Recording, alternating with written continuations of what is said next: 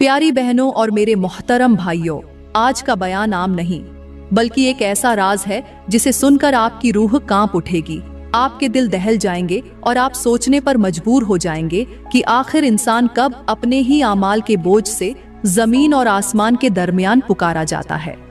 ये वो लम्हे हैं जब कायनात चीख उठती है, जमीन अपने बोझ को आसमान तक पहुंचा देती है और आसमान जवाब में जमीन को दहला देता है।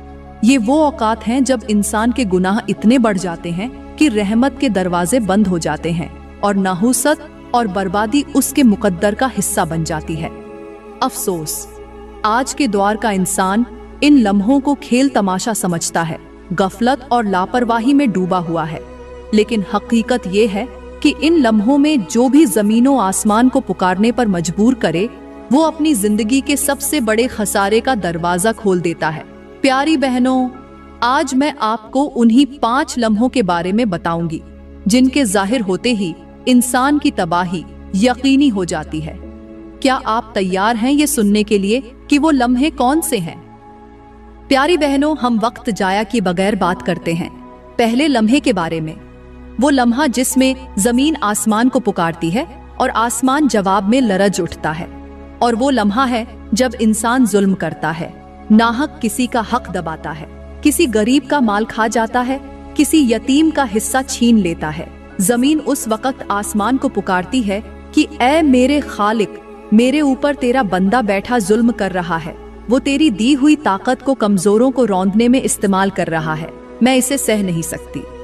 आसमान जवाब में चीख उठता है कि ऐ जमीन थम जा, क्योंकि उसके अमाल लिखे जा रहे हैं और वो लम्हा करीब है जब ये अपने जुल्म का हिसाब देगा। प्यारी बहनों, जब ये लम्हा आता है तो इंसान की किस्मत का सितारा आहिस्ता आहिस्ता जवाल की तरफ बढ़ने लगता है। वो बज़ाहिर दौलतमंद दिखाई देता है, मगर उसकी जिंदगी से सुकून ऐसे छिन जाता है जैसे खजाम दरख्त के पत्तों को नोच लेती है। आज के माशरे में ये लम्हा हमें हर तरफ नजर आता है। दुकानदार नाप तोल में कमी करता है, अफसर अपनी कुर्सी के जोर पर मासूमों का हक मारता है, बाप बेटियों को महरूम करता है और बीवी के हुकूक दबाए जाते हैं। मेरे करीम नबी ने फरमाया कि जुल्म क़यामत के दिन अंधेरों की सूरत में होगा।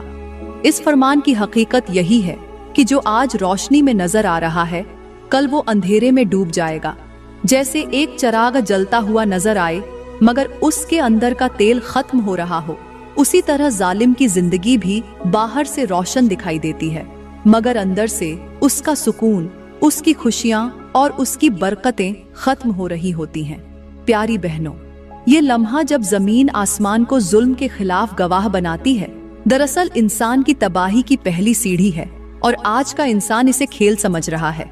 हालांकि यही खेल कल उसकी कब्र में आग का घड़ा साबित होगा। प्यारी बहनों, यहाँ पर मैं आप लोगों को मेरे करीम नबी के दौर का एक हैरान कून वाकया सुनाती हूँ, जो न सिर्फ मजेदार है बल्कि सुनने वाले के दिल को हिला देने वाला है। एक दिन का वाकया है कि मेरे नबी के पास एक शख्स आया। वो बहुत परेशान था, उसके चेहरे पर गम की लकीरें और आंखों में फिक्र की शिद्दत थी। उसने अर्ज किया, या रसूल अल्लाह, मेरा दिल बेसुकून है, मेरे घर से बरकत खत्म हो गई है, न खाने में लज्जत है न सोने में आराम, हर दिन पिछले दिन से ज्यादा भारी लगता है। मेरे नबी ने नरमी से पूछा, क्या तू अपने मुआमलात में अदल करता है? क्या अपने घर वालों को उनका हक़ देता है? वो शख्स शर्मिंदगी के साथ खामोश हो गया।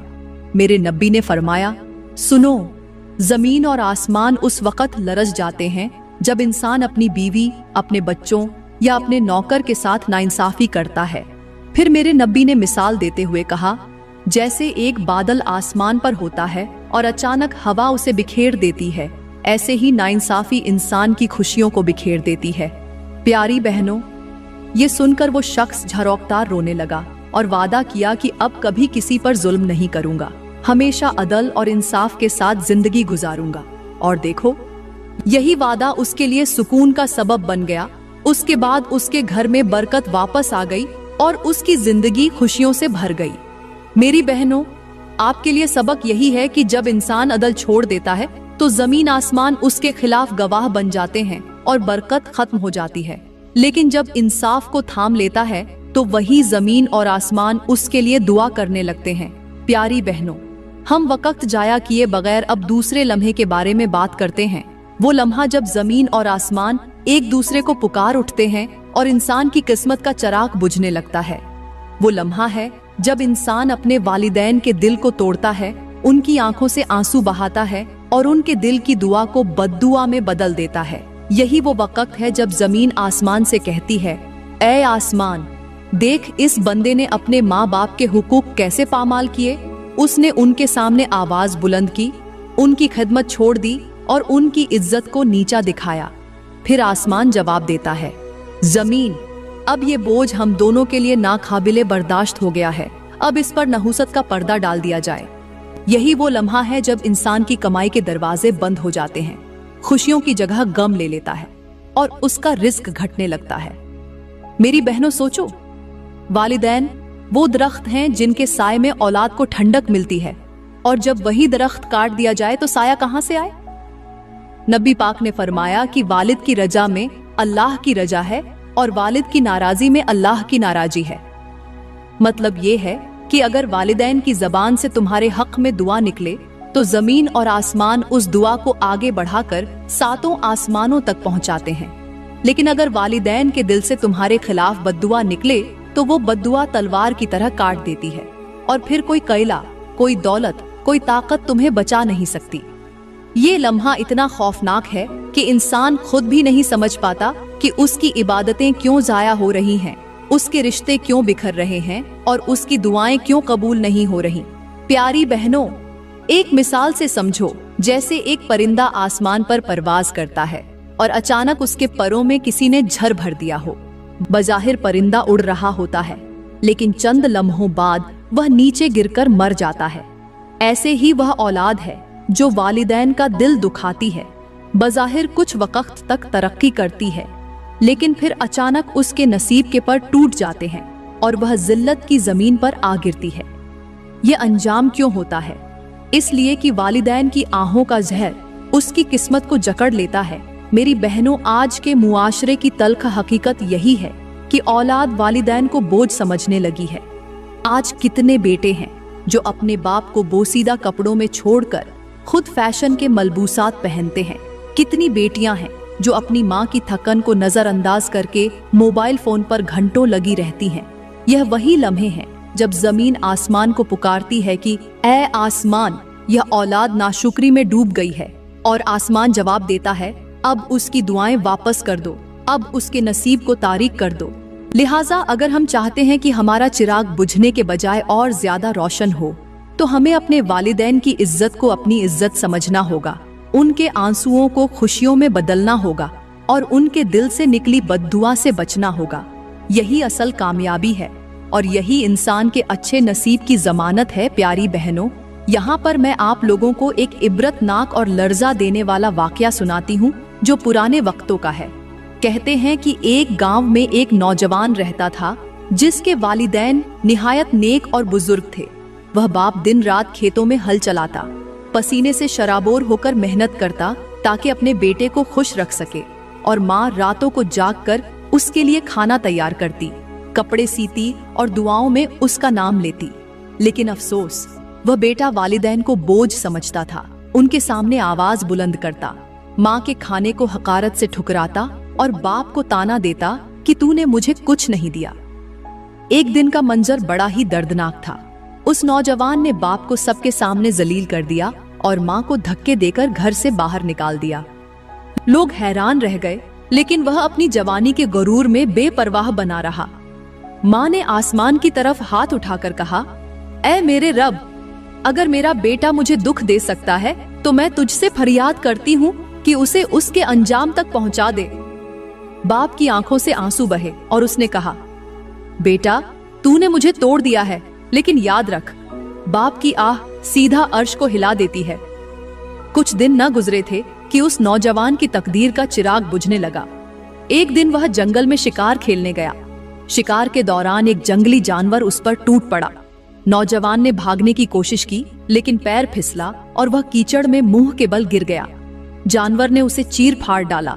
गांव वाले जब उसकी लाश को लाए तो उसका जिस्म फटा हुआ था और चेहरा स्याह हो चुका था, लोग चीख उठे कि यह तो वही है जो अपने वालिदैन को सताता था। प्यारी बहनों, उस वाकया ने पूरे गांव को हिला दिया। लोगों ने कहा, यह वह अंजाम है जो वालिदैन को दुख देने वाले को दुनिया में ही मिलता है। आखिरत का हाल तो उससे भी भयानक होगा। यह हकीकत है कि वालिदैन की आहें तकदीर को बदल देती हैं और उनकी बदुआ इंसान को अर्श से फर्श पर गिरा देती है। सोचो जरा, जो शख्स माँ बाप की इज्जत नहीं करता वह ऐसा है जैसे अपनी जड़ों को खुद ही काट दे। दरख्त जड़ों के बगैर नहीं खड़ा रह सकता और औलाद वालिदैन की दुआओं के बगैर कभी संभल नहीं सकती। प्यारी बहनों, अब हम तीसरे लम्हे के बारे में बात करते हैं। वह लम्हा जब जमीन आसमान को पुकारती है और इंसान की तकदीर का धागा टूटने लगता है। वह लम्हा है यतीम के हक पर डाका डालने का लम्हा। जब किसी घर में यतीम बच्चा मौजूद हो और उसका माल, उसकी जायदाद या उसका हिस्सा दबा लिया जाए, जमीन चीख उठती है और आसमान दहाई देता है। यह वह लम्हा है जब इंसान की जिंदगी की खुशहाली खज़ां के पत्तों की तरह बिखर जाती है, रिस्क का दरवाजा बंद होने लगता है और सुकून छिनकर इंसान को बेचैन कर देता है। तसव्वुर करो प्यारी बहनों, एक यतीम बच्चा जो बाप की शफकत और सहारे से महरूम हो, उसकी आंखों में मुस्तकबिल के अंधेरे छाए हों और दुनिया से सिर्फ एक आस लगा रखी हो कि उसके रिश्तेदार, उसके करीबी लोग उसका सहारा बनेंगे। लेकिन जब इन्हीं रिश्तेदारों के हाथ उसके माल पर काबिज हो जाएं, तो जमीन का दिल दहल उठता है और आसमान अल्लाह के हुजूर फरियाद करता है कि यह जुल्म अब और बर्दाश्त नहीं। मेरे करीम नबी ने फरमाया, जिसने यतीम का माल खाया वह जहन्नम की आग अपने पेट में भर रहा है। इस फरमान का मतलब यह है कि दुनिया का लुक़मा शायद आसानी से हल्का से उतर जाए, लेकिन आखिरत में वह लुक़मा दहकते हुए अंगारों की सूरत में उठेगा और जिस्म को जला देगा। यह लम्हा ऐसा है जैसे किसी दरिया के बहाव को पत्थरों से रोक दिया जाए। दरिया रुकने के बाद या तो सूख जाता है या तूफान बनकर सब कुछ बहा ले जाता है। इसी तरह जब यतीम का हक दबाया जाता है तो इंसान का रिज्क खुश्क हो जाता है, या फिर ऐसी मुसीबतों का तूफान आता है कि बंदा संभल नहीं पाता।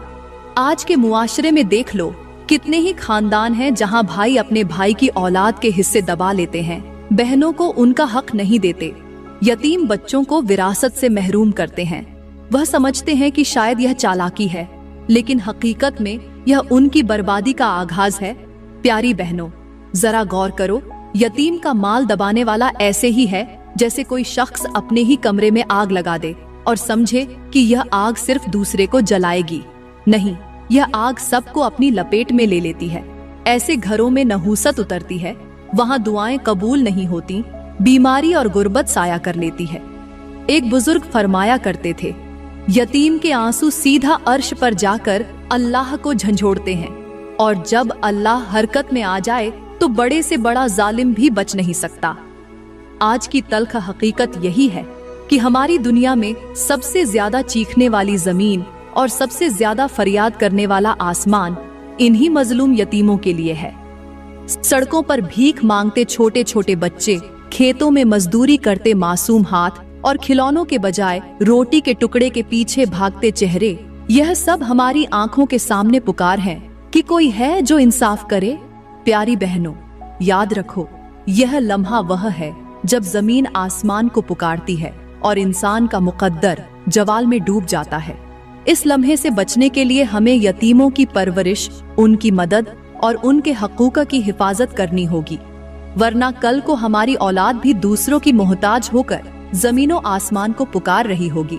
प्यारी बहनों, अब हम चौथे लम्हे के बारे में बात करते हैं, और यह वह लम्हा है जब जमीन आसमान को पुकारती है, जब इंसान अपने वालिदैन के सामने या बड़ों के सामने आवाज बुलंद करता है, उनकी बात काटता है और अदब की हदों को तोड़ देता है।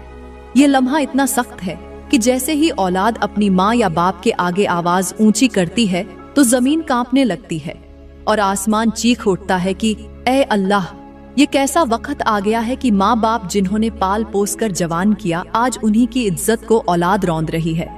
मेरे करीम नबी ने फरमाया, अल्लाह की रहमत उस घर से उठ जाती है जहां औलाद अपने वालिदैन से बदतमीजी करती है। कहते हैं, एक पुराने गांव में एक नौजवान अपने बाप से हर वक्त बहस करता उसकी बात को रद्द कर देता और बार बार ऊंची आवाज में कहता, अब्बा आपको कुछ नहीं आता, यह मेरा जमाना है। एक दिन उसने अपने बाप को गालियां दी और दरवाजा जोर से बंद कर दिया। लोगों ने देखा कि उसी दिन शाम को वह नौजवान खेतों में गया और अचानक बैलगाड़ी के नीचे आकर कुचला गया। जब लोग दौड़े तो उसके मुंह से आखिरी आवाज यही निकली, अब्बा मुझे बचा लो। लेकिन बाप खामोश खड़ा रहा, आंखों से आंसू बहते रहे। गांव के बुजुर्गों ने कहा, यह उसके बेअदब होने का अंजाम है। मेरी बहनों, यूं समझो जैसे दरख्त की जड़ें कमजोर हो जाएं तो पूरा दरख्त तूफान के झोंके से गिर जाता है। इसी तरह जो औलाद अपने वालिदैन के आगे अदब खो देती है, उसकी जिंदगी की बुनियादें लरजने लगती हैं और वह तूफान मुश्किलात में ढेर हो जाती है। आज के दौर में यही लम्हा बार बार देखने को मिलता है। बच्चे मोबाइल में उलझे हैं, वालिदैन आवाज दें तो जवाब नहीं देते, अगर कुछ कहें तो उनके सामने चीख कर बात करते हैं। बेटियां माँ को बोझ समझती हैं, बेटे बाप को पुराना ख्याल कहकर नजरअंदाज करते हैं।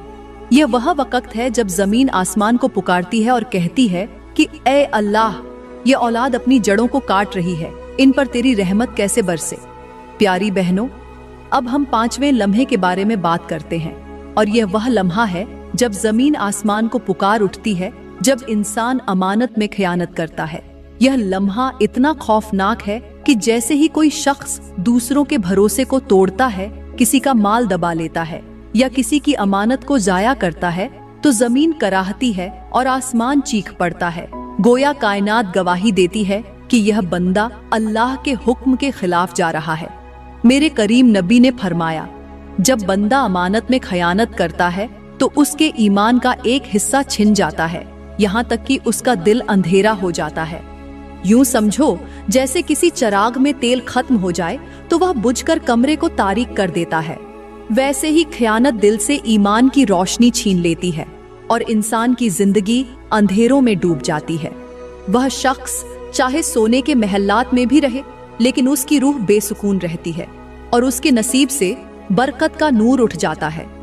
कहते हैं एक ताजिर को लोगों ने अपनी अमानतें सुपुर्द की, सोना, चांदी और गल्ला। उसने लालच में आकर सब बेच डाला और पैसे अपनी ऐशो इशरत में उड़ा दिए। जब वक्त आया कि लोग अपनी अमानत वापस लेने आए तो उसने कहा, मेरे पास कुछ नहीं। उसी रात गांव वालों ने देखा कि उसके घर की छत अचानक गिर गई और वह मलबे के नीचे दबकर मर गया। लोगों ने कहा, यह अंजाम उसकी खयानत का नतीजा है। आज के दौर में भी यह लम्हा कसरत से नजर आता है। कोई दोस्ती के नाम पर पैसे लेकर मुकर जाता है, कोई रिश्तेदारी के पर्दे में कर्ज खा जाता है और कोई मुलाजमत में खयानत करता है। जमीन आसमान आज भी पुकार उठते हैं कि ऐ अल्लाह, यह बंदे अमानत के भारी बोझ को कचरे की तरह उछाल रहे हैं। और फिर यही खयानत उनके रिज्क में नहूसत, घरों में परेशानी और जिंदगी में बर्बादी ले आती है।